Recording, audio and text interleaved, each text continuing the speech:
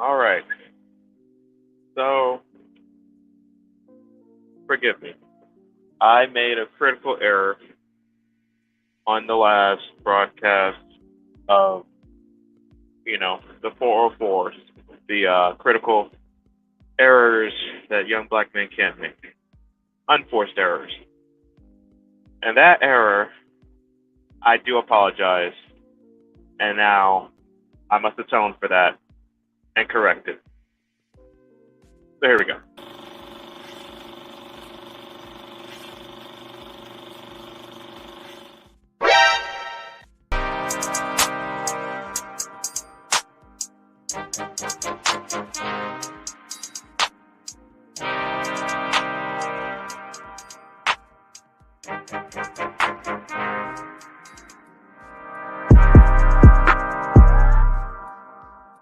Put some respect on my name. You understand me? When y'all saying my name, put some respect on it. Okay. So first things first. The error that I made, and sorry, this frustrates me. I'm so sorry I made this error, guys.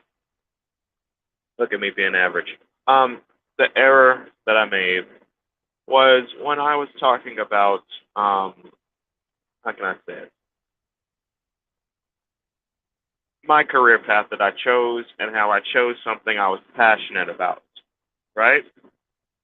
That was mainly like when I was talking about the lack of taking action as a critical error and just take action. And I was really relating it to myself and how one of the things I did was I chose a career path that I was passionate about and I got into it, right? Which it was a bit vague. And that was my error. I had told myself that I would try to not be as vague, as I would try to be as descriptive and direct as possible. Speak in layman's terms as clearly as possible to try to clarify because I understand most people out there. I understand that most of y'all, y'all are average. That's the reason why, you might be watching this to better understand some things, right? There's nothing wrong with that as long as you're not trying to stay average. You know, you don't want to be able to, you don't want to be one of the people that stays average. I already told you about that. One, you're not going to have any real decent chance with women. They're going to completely dominate you while they turn the world to a wasteland. And then you got guys like myself that will actually be whooping that ass. Absolutely destroying, whipping that ass. Well, sorry. Let me better explain exactly what I meant, and also address another critical error. An unforced error that you cannot make when it comes to choosing a career path and doing things in life is be reasonable. Okay? Be reasonable. Jesus Christ. Yes, I got in a career that was passion driven. I like driving, I like cars, I talked about how I used to tinker when I was young. So I like to take my toys apart and put them together. I could have gotten to engineering. I talked about stuff that I was passionate. But the thing about both those careers I'm talking about is they make income. They both make money. They weren't just dreams that I had. Like and an example I'm going to give is if you're one of those people who want to be a rap star, right? Because the reason why I say be reasonable is you're going to have to make money if you want to try to achieve some of the things you want in life, i.e., a family. Most guys want a legacy, want a family, right? At least most of y'all. Even if you don't want a family, you would like to have a nice bad broad on your arms, right? Well, she ain't gonna get with you if you don't got resources. Fast money, the fast money route. It's either you get it or you don't. Not like if you're an NBA, NFL star. I mean, to be honest, NBA, a lot of that is luck. Either you're born over 6 feet or you're not. The taller you are, the better chance you have of getting in. So if you're 7 foot, 6'7", I mean, go for it. Be reasonable. I mean, I'm surprised the dudes that are that tall, y'all don't try. Like, if I'm just being honest, I look at y'all funny. you're 6'9" and you didn't play basketball, you didn't at least try. You're healthy. You're completely healthy, completely capable, and you didn't try for the NBA draft or something. Yeah, I'm gonna look at you funny. But if you're some dude who's like just under 6 foot, you're 5'5", and you're thinking you're going to be the next Monkey Rose, the next Nate Robinson, maybe you should take a look at their lives and see how hard and how skilled they were at their respective times and positions, which is point guard, of course. And then compare yourself to that and be like, okay, do I have that same work ethic? Do I have the same drive? Or is this a dream? Is this something I would like to do, but it is very unlikely to happen? I'm more likely to win the fucking lottery or get struck by lightning twice. And the example I'm going to use outside of that, because like I said, if you are tall, like a reasonable thing would actually be to possibly take a shot at the NBA, because I forgot what guy said this, but I do recall there was a recruiter and he was like, you can't teach big, meaning you could be absolutely dominating in college and you're like 6 foot or 5'9", and they will get the guy, I'm talking about averaging like 20 points or something in college, and they will get the guy that averaged 5 points and he's 6'9", because he's like, you can't teach big. They can teach him how to become a scorer or whatever, but because he's naturally tall, they're going to prefer him over the 5'9" guy. You can't teach big. So yes, a reasonable thing for a tall guy would be, hey, go ahead and try your luck at basketball if you want to. If you're athletic in the NFL, actually, you don't have to be tall. You just got to have a good work ethic. You got to also be not too afraid to get your hands dirty and injury, to play football. I played football, blew my rotator cuff, but I did. And even outside of that, like, let's be real. You could tell if your league's better than everybody else on your team. Okay, then yes, try leverage it the best you can. Most guys that are decent, they make it to college. Okay, leverage that college. Get your college degree on scholarship, and if it doesn't work out, guess what? You still got something out of it.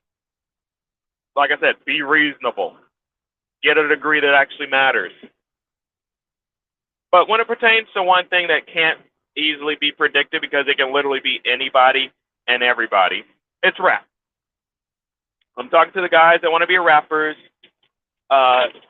music,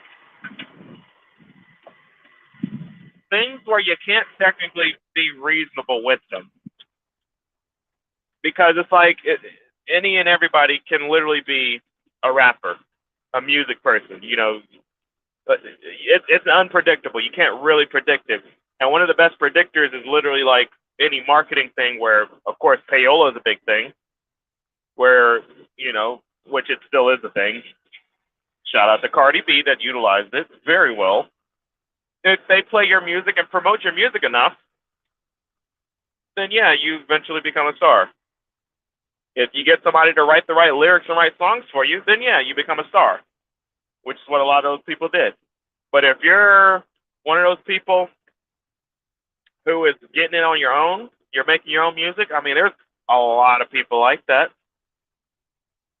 I don't know what their income's like, but their income is not like Katy Perry's, the vast majority of them. So if you're banking on getting rich doing that, I wouldn't say that's reasonable. Now, you know what would be reasonable? Let's say you can still have your passion like that. Like when your passion is unreasonable, when your passion doesn't align like the ones I described, like how my passion for driving and tech could have led me down a career path into engineering and truck driving, which is what I chose. If your passion is music, okay, how about you look into the industry and see how the people that make consistent money make money? Because you could be a songwriter and still have a job. And then if your stuff hits, then you can transition into doing it full time if it hits like that, if you're getting the royalties and stuff like you need to be. Because otherwise, you're going to be living on somebody's couch I mean, ask some of the rappers that did do this full time before they got on, and they'll tell you the stories about how broke they were. They didn't have the money, and this was their all in. And then look at how all in they really went. Are you prepared to be broke? Okay, cool, good. You're already broke. Great. Okay, so you have nothing to lose. But are you prepared to be broke and then you never get on? Yes, that is a possibility. You can get up here, you can get that rap career, be broke, work your ass off, for whatever reason, you just never get on. For whatever reason, that is a possibility. Okay, so now, what did you get out of all that time? What did you get out of all that wasted time? Now you're like mid 30s or whatever. You never got on, and you went all in, but you failed. Now what? Are you prepared for that as well? Because that also is a possibility. That is very much a possibility that you failed. Only difference with this failure is you went all in on it, and the probability of success was already not that great when you began. Like I said, you're free to take on the risk you want to take on. But like I said, when you fail, if you fail, or when you fail, because chances are the chances of success is that significantly low. When you fail, you got to be prepared. Okay, now what? And also, you shouldn't be trying to make no family when you're broke. You shouldn't be trying out here chasing chicks when you're broke. So guess what? All that is out the window until you get on. Yeah, all that chasing chicks, all that family talk, all that, yeah, that's out the window while you're broke and trying to make it. Because until you make it, you shouldn't even be talking about none of that. So are you prepared for that? Are you prepared for having to have a midlife crisis? You've been trying to be a rapper. You're now in your mid 30s, late or early 40s or something, and you're just now realizing, oh shit, I never got on. It's not working. Okay, you failed. Now what? Are you going to keep trying to push it? Because remember, you can keep doing that, but if you keep failing, family and all that out the window. Are you prepared for that? If you are, then by all means, get rich or die trying. Do it, but do not bring no children into this. Do not think you're gonna be trying to get no falling on some chicks or nothing. No, none of that. All that's gone. Are you prepared for that? You want to be a rapper so bad. Are you prepared for that? Because you must be.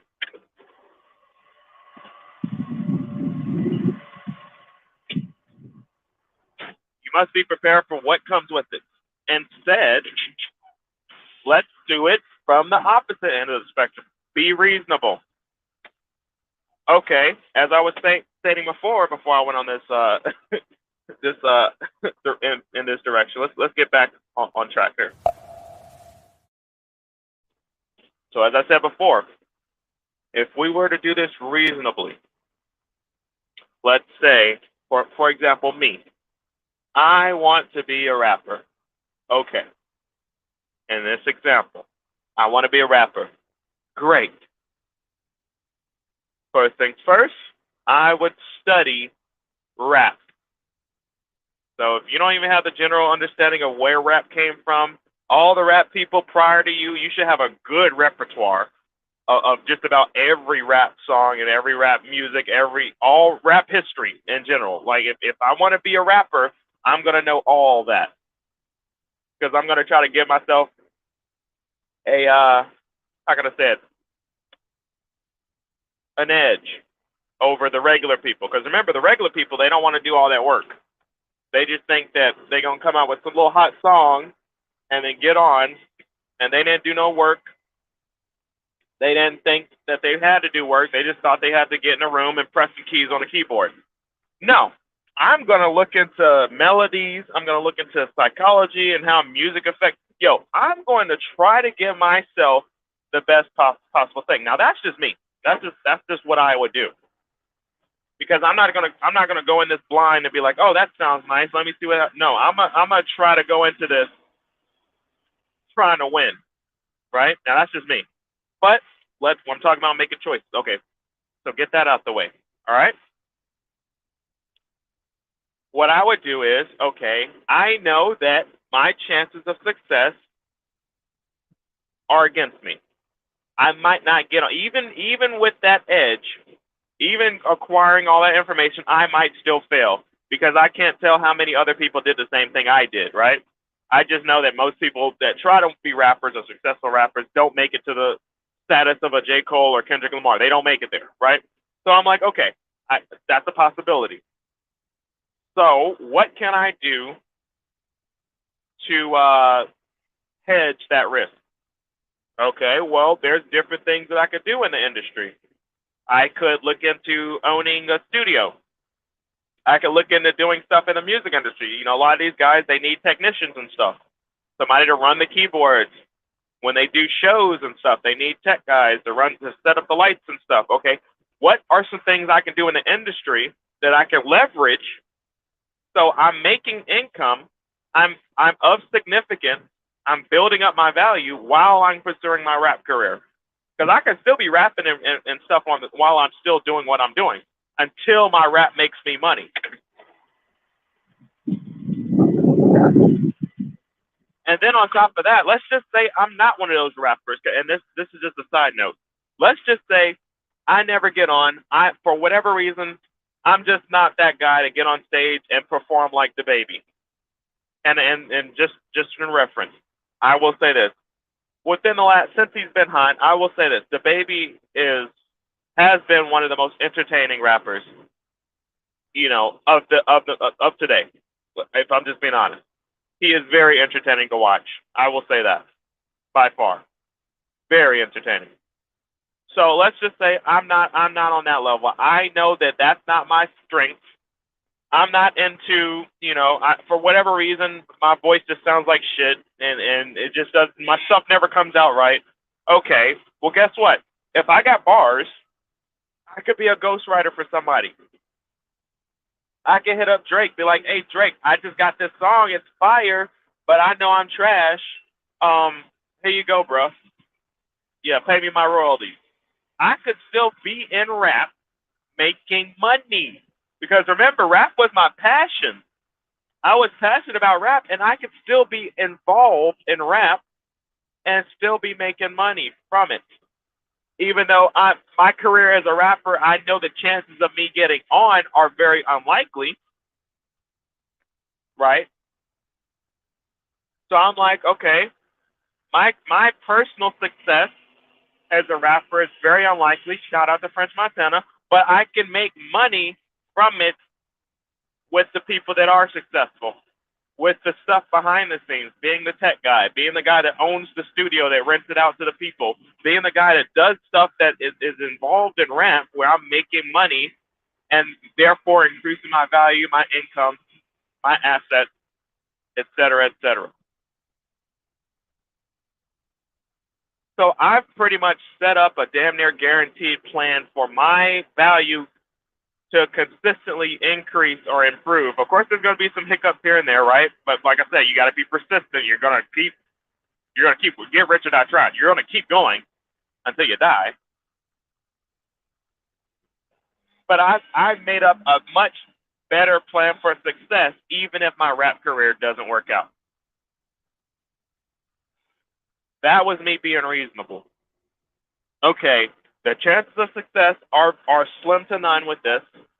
This is what I do if I wanted to be a rapper. If my passion was rap, if my passion was music, this is what I would do. I can give lessons. I learn as many instruments. Like if I was in the instruments, I learn as many instruments. I'd be like Prince. I learn as many instruments. And side note. As a matter of fact, story time.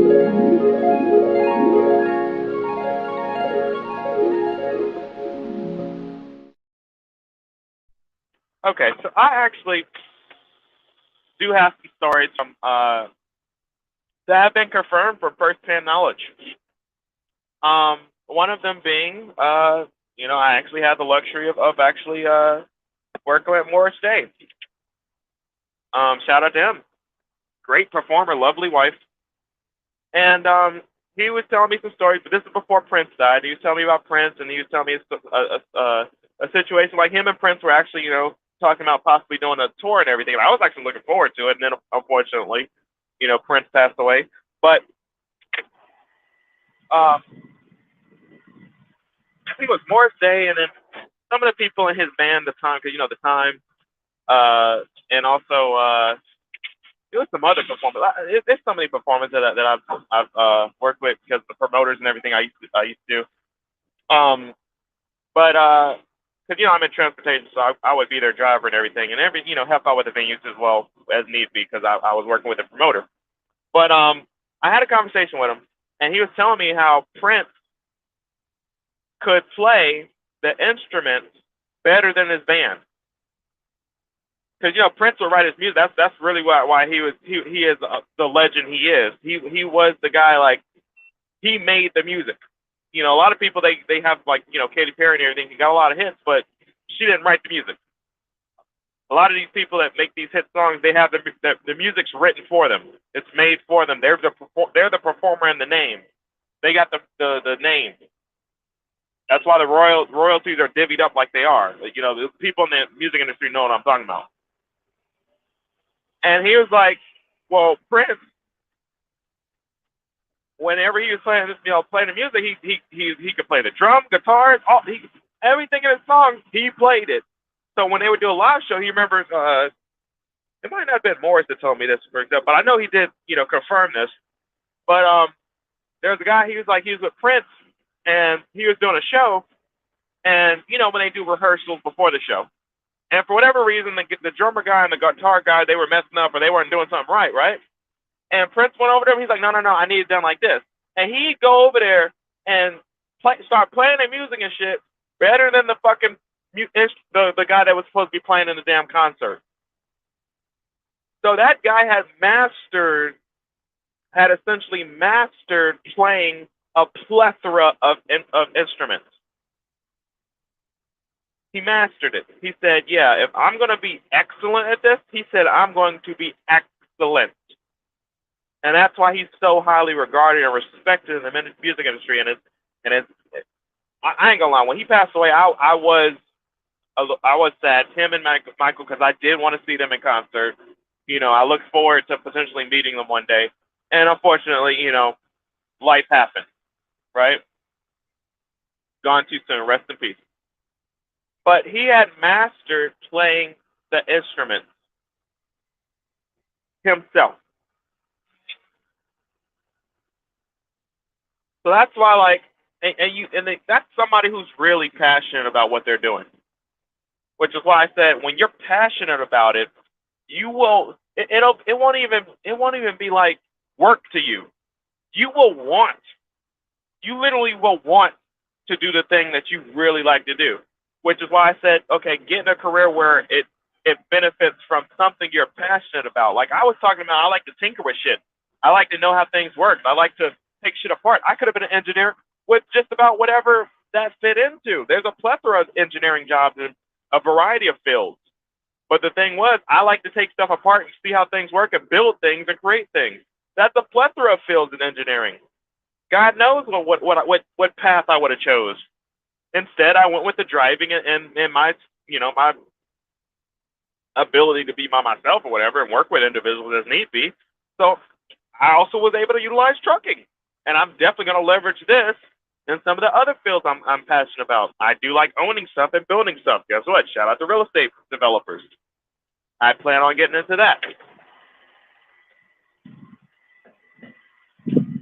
So I was being reasonable, but while I was doing something I was passionate about. And that's what I was talking about earlier, is you have to be reasonable. Yes, get something that feeds on your passion or you're passionate about, or it has something that you're passionate involved with it, because it makes it easier for you to dedicate your time, money, and just, to literally almost slave over it, really. Like you won't even think about it.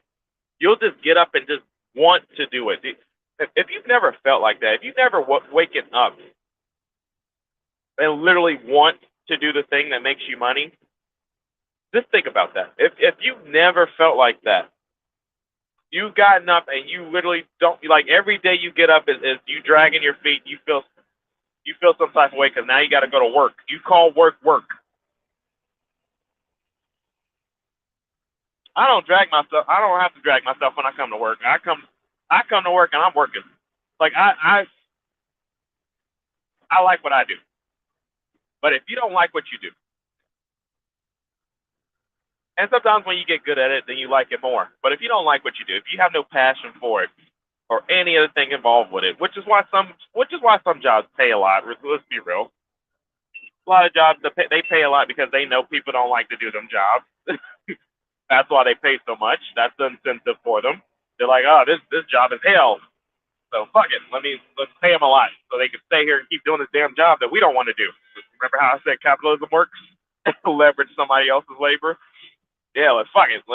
We'll actually pay them fairly well to do this damn job that we don't want to do because this job is hell. Shit. But yeah, if you're not passionate about your job, I mean, it's gonna be hell. Let's be real. Even if you are getting paid well enough for it, you should be leveraging the income you make. Like that is also a route.